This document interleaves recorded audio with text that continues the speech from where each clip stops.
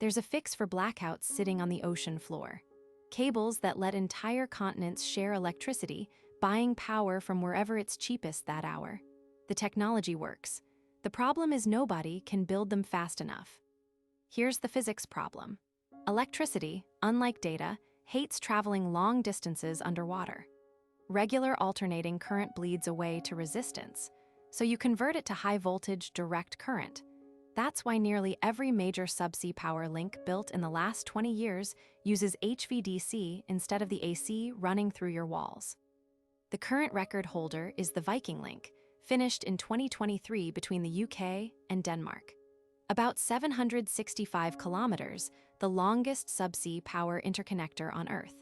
It moves up to 1,400 megawatts.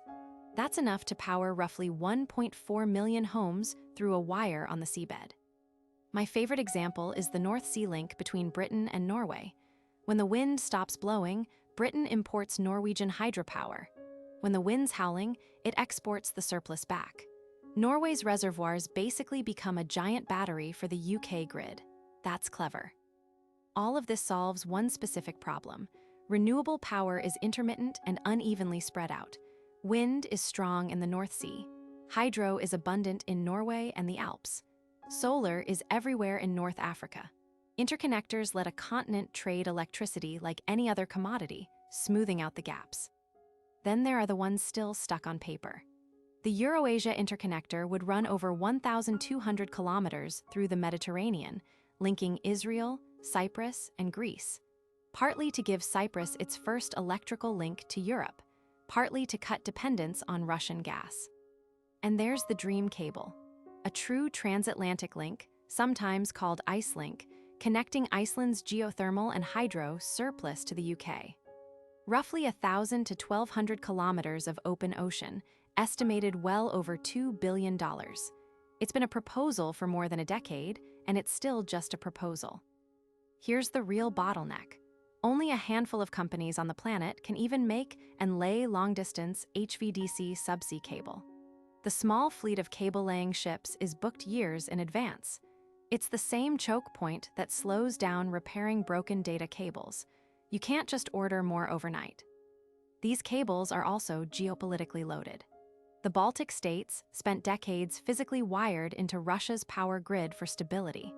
They only fully cut loose in February 2025, switching to European standards.